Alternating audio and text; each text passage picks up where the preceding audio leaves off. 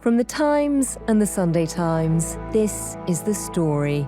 I'm Manveen Rana.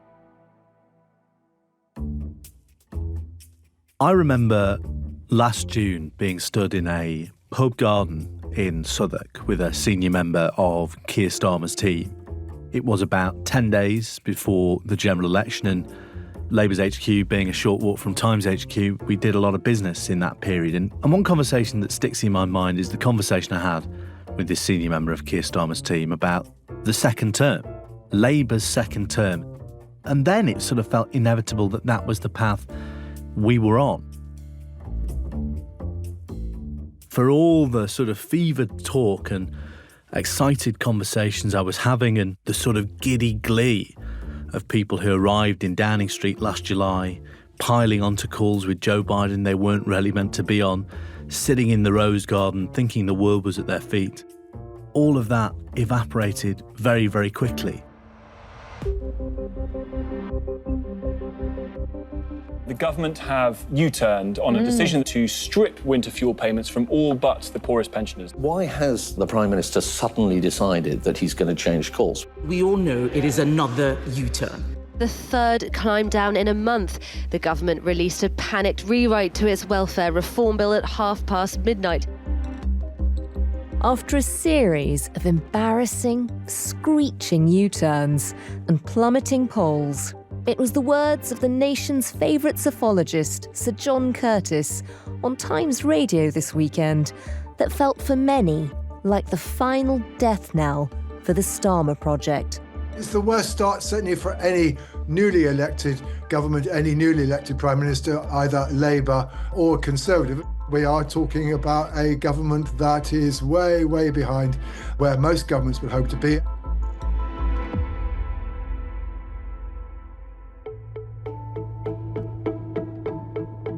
It's almost a year since Sir Keir Starmer took office, and later today, he faces a vote on the new welfare reform bill that's ripped his government apart. Despite U-turns watering down the contents of the bill, he's still set to face down a major rebellion from his own backbenchers. For this Labour government, where did it all go so wrong?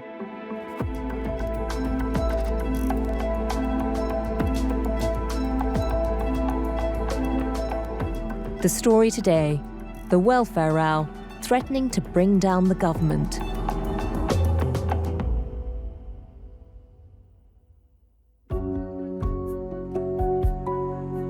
My name is Patrick Maguire. I'm Chief Political Commentator for The Times. And I've spent most of my 5 years at The Times covering Keir Starmer's Labour Party. And Patrick, I mean, I wouldn't normally give people a plug like this, but you have charted a lot of this in a couple of books on the Labour Party. Go on, get it in. Why not? I've written 2 books about the Labour Party with my colleague and friend Gabriel Pogan from the Sunday Times. We wrote Left Out, which was about the fall of Jeremy Corbyn, but also a little bit of Starmer's rise. I think it was the first book to ever mention Morgan McSweeney, his Chief of Staff, who I'm sure we'll talk about later. And then I wrote what is possibly Keir Starmer's least favourite book ever, Get In, the inside story of Labour under Starmer, which charts Labour's rise to power in very messy first 100 days. Patrick, I think most political watchers were shocked to hear John Curtis with his very damning verdict on Keir Starmer a year on.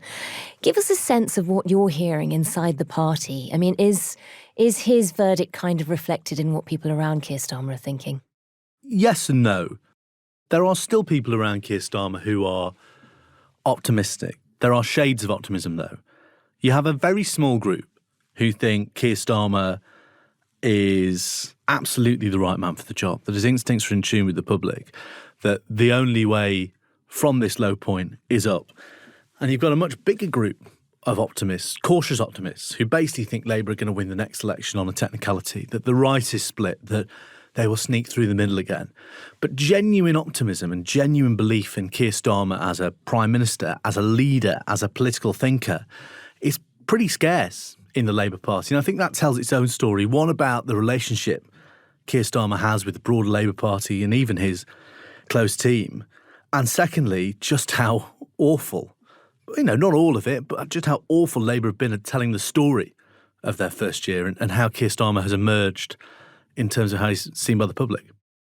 And Patrick, we're speaking on Monday. People will hear this podcast on Tuesday when a lot of this is coming to a head. We're expecting a vote in Parliament which has proved to be extremely controversial and is really ripping the party apart. Just talk us through the welfare bill and what it was proposing when it was first introduced. So we've known the Labour government is going to reform welfare ever since Keir Starmer, in around February, wrote a 1,500-word letter to his cabinet where he basically said, our old ways of doing politics aren't fit for this moment of crisis. We need to reform the state. There are lots of difficult conversations we need to have. And he mentioned quite specifically welfare reform, because lots of people in government, from number 10 to the Treasury to the Department for Work and Pensions, are very, very concerned about the way Britain's sickness benefit bill is growing. It will grow apparently by the size of Greater Manchester's economy by the end of this Parliament. So that's a lot of money for the government to be spending. And clearly there is a vein of Labour thinking that talks about the dignity of work, that would prefer to see people have, agency, in the words of senior Labour aides, not write people off to a life on benefits. So that was the sort of thinking behind it. And it was brought forward in a green paper a couple of months ago and then in legislation that was published earlier this month. And initially it proposed to save £4.5 billion by essentially making it more difficult for people to claim something called PIP, personal independence payments, which are paid to people with chronic conditions to assist them in living independently. They might be in work, they might not be in work, but it's allocated on a points-based system. So you are given points under this eligibility criteria for physical ailments or physical difficulties. Yeah. Liz Kendall, the Work and Pensions Secretary, proposed to tighten that eligibility. But what it meant was that people with quite profound physical disabilities would no longer be eligible for the help they had become accustomed to. So it meant that, for instance, a person who was able to wash themselves above the waist but not below the waist would have previously been eligible for PIP, is a common example used, and is no longer eligible for PIP. Now, clearly, lots of Labour MPs were deeply uncomfortable with that. And what they were more uncomfortable with, as much as the content, was the way it was sold to them.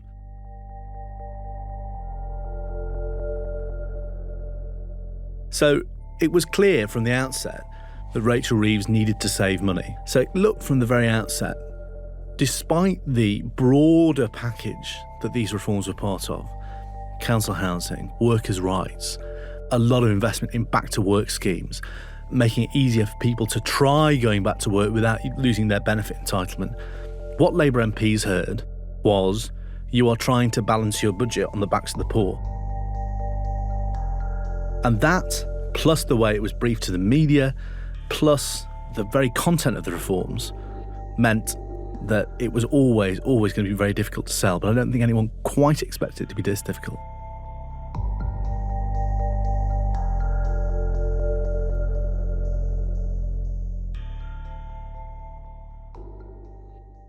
And give us a sense, when that bill first emerged, when people understood what the criteria would be, give us a sense of the sort of reaction within the party. What were your texts saying? Well, look, even before it emerged, people were pretty disgusted. The Times was reporting as early as May that something like 80 MPs were going to rebel, enough to wipe out Keir Starmer's majority. The text that sticks in my mind from a senior Labour person was, this week the government is working out how to take money from disabled people and then kill them, a reference to assisted dying, which is obviously extreme, but it gets to the heart, I think, of how strongly people feel about this. You have a generation of MPs who were radicalised by George Osborne's austerity programme, and I had innumerable texts from them saying, I spent 14 years dreaming of a Labour government as a councillor in Northern England or whatever, watching my town be decimated by Tory cuts, and I've become a Labour MP and I'm expected to do the same. I'm unwilling to do that. So it really, really got to the sort of heart of why Labour MPs are in politics. And a lot of them, I think, looked in the mirror and thought, I absolutely can't do this. Give us a sense of how the government tried to defend its bill. I mean, you pointed out that the narrative wasn't great from the start, but when they were faced with this sort of onslaught of criticism from within their own ranks, what did they do? A range of things, to put it politely. So you had a mixture of sort of cajolery, flattery, threats. The sort of intellectual argument they were making was this isn't just about cuts, it's about a broader programme of help for unemployed people. We're going to make it easier for them to try and get back into work without losing their benefit entitlement. You know, we're building council houses. We're investing in mental health care. We are making sure that once people have jobs, they have a proper package of workers' rights. So trying to sell it as a big part of a progressive reform package rather than a narrow set of cuts designed to please Treasury dogma. Now, that argument hasn't had much purchase. The reason being, one, people just couldn't get over the substance of the reform themselves. But two, it's fair to say the rest of Labour's outreach, the government's outreach, wasn't great. You had Rachel Reeves and Ellie Reeves, the Chancellor and Chairwoman of the Labour Party respectively, ringing MPs last week saying, this will destroy the government if you do this. It will destroy your career. It's tantamount to a confidence vote in the Prime Minister. And you have ministers, really turning up to 11 and sort of trying to browbeat people into backing them. And MPs just thought, absolutely not. And then last week, this acrimonious split, this sort of sense of briefing and counter-briefing within the party all seemed to reach a fever pitch. And the government did finally seem to make a U-turn. Talk us through that. Yeah, it was I always, as a journalist, as a political journalist, especially a political journalist who specialises in the Labour Party, you sort of have to remember what you're writing about because it's very easy to get swept away on the sort of adrenaline and chaos of those weeks. But it was one of the most remarkable weeks I've ever covered in politics, certainly the most remarkable. Yeah, one of the most remarkable weeks of this Labour government because it reminded me so much of the last days of Theresa May or Boris Johnson at its most chaotic. And by that, I'm not saying the government is anywhere, may yet be, but I'm not saying the government is on its last legs, but it had this distinct feeling of authority completely breaking down. You had 130-odd MPs signing an amendment that would kill the bill entirely. It wasn't just trying to amend it. It was saying, we decline to give this bill a second reading. We're going to put it in the bin and not reform welfare entirely.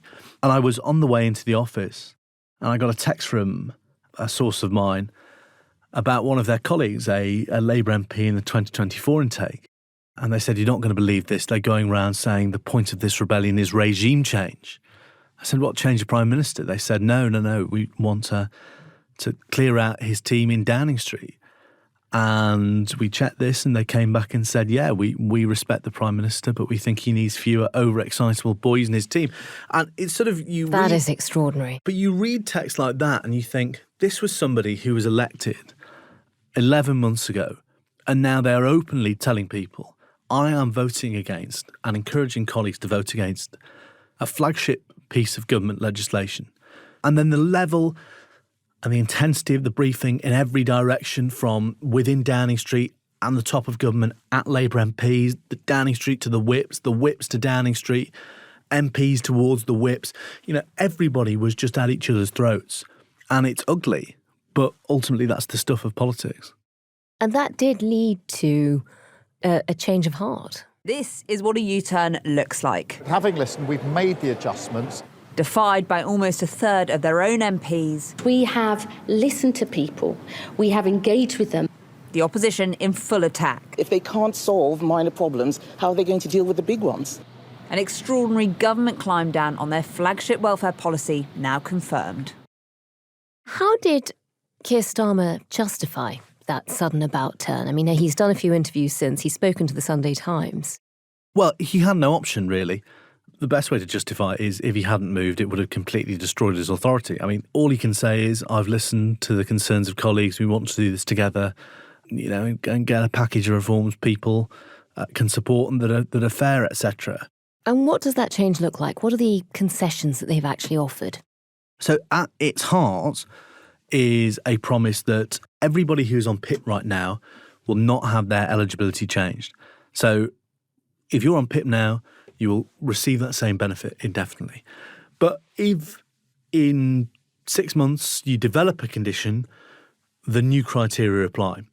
And a criticism of that from the left of the Labour Party and from people who are looking at this and thinking, actually, I'm still going to rebel, is someone would say Parkinson's disease today gets a level of PIP, but if you get a diagnosis in Parkinson's disease, say, in 2 years, you'll be paid less. You do end up with a two-tier system. With a two-tier system. And I think that is going to be a very, very difficult sell for MPs.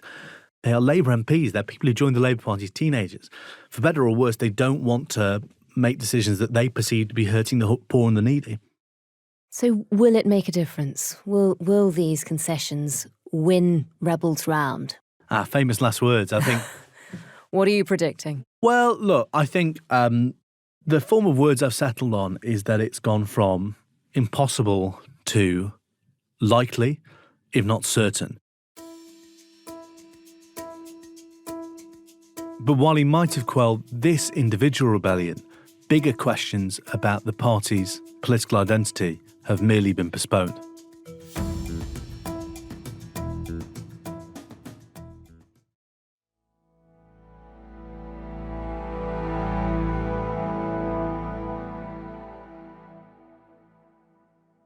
Patrick, we'll see later today whether this rebellion has been seen off. But either way, what's happened in the process is that we've seen the government again capitulate, again water down policy. And it's not the first high-profile U-turn in recent months. It's sort of becoming the hallmark of this government. Some MPs have talked about the original sin of the winter fuel payment. Just take us back to how they've ended up having to change their mind on so many policies. Yeah, it's remarkable. Gordon Brown, in his very last conference speech in 2009, and I think he knew it would be his last conference speech as Labour Prime Minister and Labour leader, gave a speech that was basically a eulogy for New Labour. And I think it's every Labour person of a certain age's favourite speech because it's Brown in classic oratorical mode. If anyone says that to fight doesn't get you anywhere, that politics can't make a difference, that all parties are the same, then look at what we have achieved together since 1997. The winter fuel allowance, the shortest waiting times in history, crime down by a third. You know, chest swelling, voice at about 1 million decibels, booming the achievements of New Labour. The trebling of aid, the first ever Climate Change Act.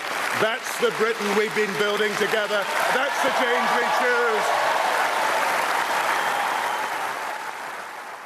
And the very first thing he mentions is the winter fuel allowance. You know, that was a totemic Labour policy. And in many ways, sort of, along with the state pension, the last vestige of a universal welfare state. So it's very important to Labour MPs. But anyway, last summer, Rachel Reeves, as Chancellor, in her first big speech, the first and most substantial speech for any government minister, gets up and says there's a £22 billion black hole. The Tories have really, really screwed us with our inheritance.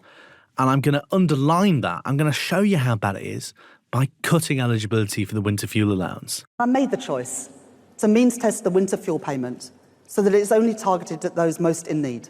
I know that not everyone in this hall or in the country will agree with every decision that I make. Now, that at the time was meant to pin the blame on the Tories. You know, the Tories have left us with such a mess that we as the Labour government are going to have to do something distinctly un-Labour.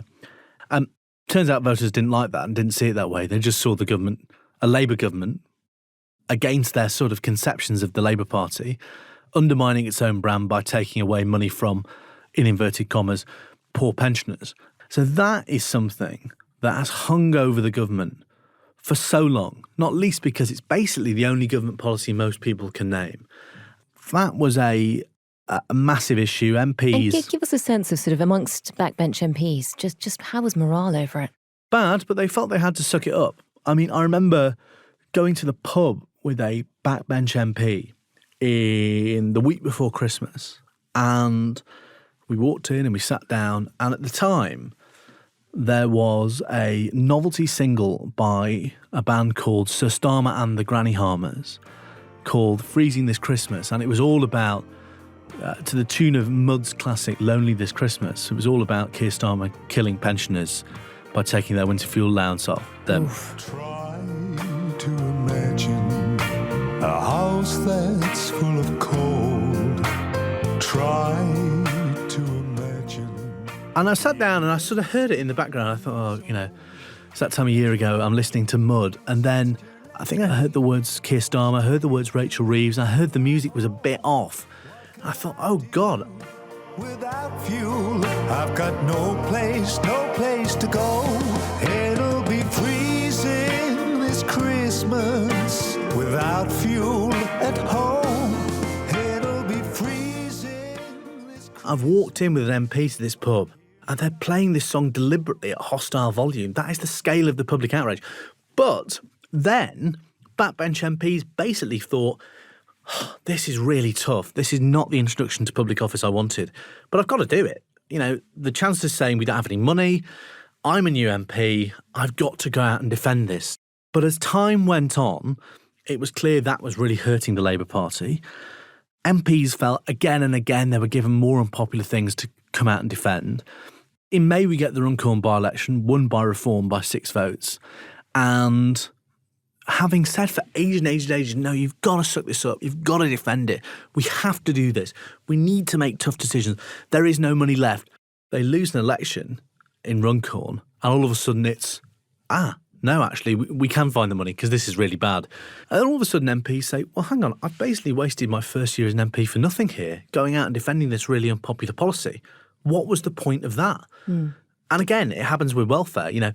Right, you sent us up to the top of the hill on winter fuel allowance. Some of them, those who didn't oppose it, said, I've wasted so much time, energy and goodwill, in some cases, from my constituents, defending your judgment, only for other colleagues to shout and scream and you pull the rug from under me. So it's caused a huge amount of ill feeling in that respect because the brand, the sort of strategy, the mantra the first 6 months, 7, 8, 9, 10 months was tough decisions in the national interest. We've got to make cuts, we've got to grin and bear it. As Keir Starmer said, things will get worse before they get better. And now all of that has gone out the window and MPs are feeling a bit disoriented. And there have been more U-turns since. It's almost becoming part of the brand. Yes, it is. There isn't really anything Keir Starmer hasn't U-turned on. He gave a remarkable series of interviews to mark his first year in office to the New Statesman, the Sunday Times and the Observer. In the Observer, he spoke to his biographer, Tom Baldwin. And they were basically all defined not by some sense of directional plan for the second year, as those interviews often are, but Keir Starmer basically disavowing everything he'd done in every major strategic decision he made in his first year. So he said the speech he gave in the Downing Street Rose Garden, where he said things can only get worse, was a mistake. He said the winter fuel allowance was a mistake. He said the welfare bill was a mistake. He said his decision to make a big speech on immigration was basically a mistake. The language used was a mistake. Now, in a diverse nation like ours, and I celebrate that, these rules become even more important. Without them, we risk becoming an island of strangers, not a nation that walks forward together. And I remember having this conversation with very, very testy Downing Street aides the week after, including some of the people who'd played a role in writing the speech. They were accused of alluding deliberately or knowingly to Enoch Powell. And that, with that, because he said, the Englishman will find himself a stranger in his own land, or a similar form of words. Apparently, Starmer now says he deeply regrets saying that Britain risks becoming an island of strangers. In fact, he told The Observer, I wouldn't have used those words if I had known they were or even would be interpreted as an echo of Powell. I had no idea. My speechwriters didn't know either. And that particular phrase, no, it wasn't right. I'll give you the honest truth. I deeply regret using it. So you had the Prime Minister basically look at every street decision he's made, including the most controversial, including stuff his cabinet MPs have gone out and defended him for, and basically said, actually, I don't want anything to do with this anymore. And, where does that come from? That ability to turn your back on so many of the things that you are publicly associated with. Does it sort of get to the heart of the problem, which is just a lack of ideology for this government, and a lack of any real idea of what Starmerism is? Once when asked to reflect on his time as head of the Crown Prosecution Service, someone said, what are you proudest of? He said, well, I changed our filing system so it was digital and we don't use paper anymore. And that gets to the heart of what Keir Starmer is. You know, he likes to look at systems and think what doesn't work. But that means a sort of quite, sort of not random, but sort of you're not applying a worldview or telling a story about what you're doing. You're sort of making a sort of almost utilitarian judgment on every problem that comes before you, which sort of means that a lot of this stuff is just quite disjointed, and it may sort of accrue into a set of achievements, or in this case, a sort of set of mistakes, but it's not sort of moving towards an inevitable point. It's sort of developing in front of our eyes. At the same time, it does feel like some of the people around him do have a much clearer sense of ideology. You know, when you heard the rebels talking about regime change, they were mainly talking about Morgan McSweeney. Tell us about him and about the ideology that he represents. Yeah, they were talking about Morgan McSweeney and, you know, aides they identify, aides who we needn't name here, more junior people who work for Morgan McSweeney in Downing Street and are associated with his approach. And it's sort of almost a sort of caricature of Morgan McSweeney. They basically just think Morgan McSweeney wants the Labour Party to move right. And that's not strictly true. Morgan McSweeney's always wanted Labour to meet the voters where they are, to listen to them, to get a sense of what doesn't work and does work about Britain, and then try and apply Labour values, broadly speaking, to that, rather than trying to browbeat them into agreeing with Corbynism or indeed Blairism, which he was very critical of towards the end of Tony Blair's time in office. The problem for Morgan McSweeney is there is an assumption that a lot of these decisions are being made by the government in the hope of aping reform, of imitating reform. That isn't really quite right. It's certainly true that people like Morgan McSweeney, people around him, do think the threat to reform is real and probably the most pressing, and that is the most meaningful battleground.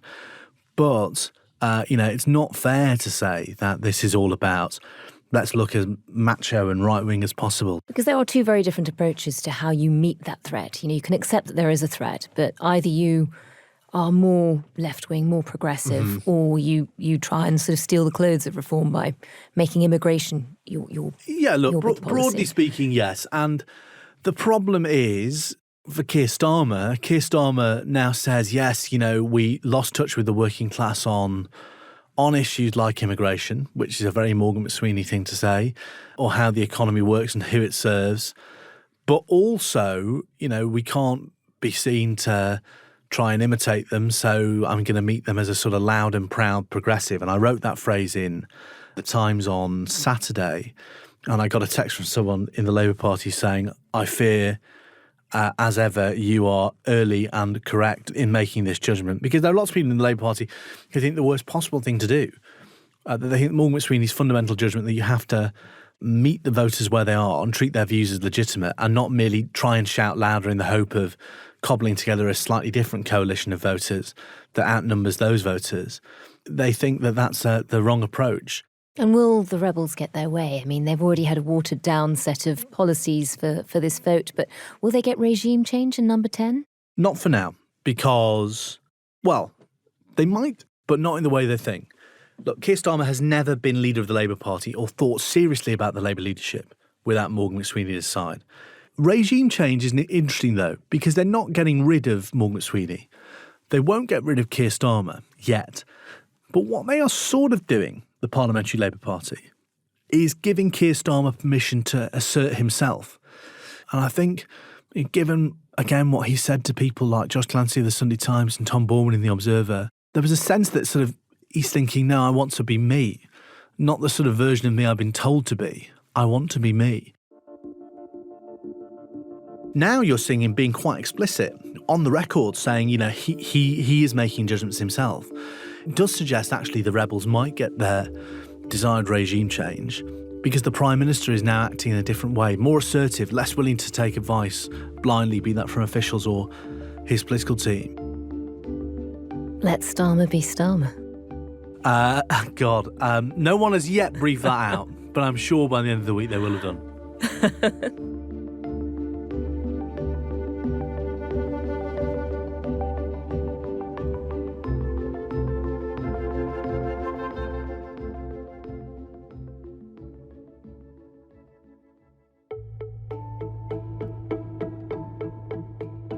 That was Patrick Maguire, chief political commentator at The Times.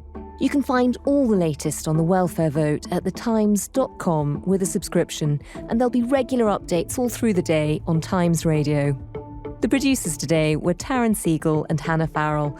The executive producer was Fiona Leach, and sound design and theme composition were by Mal Lassetto. Thanks for listening. We'll be back tomorrow.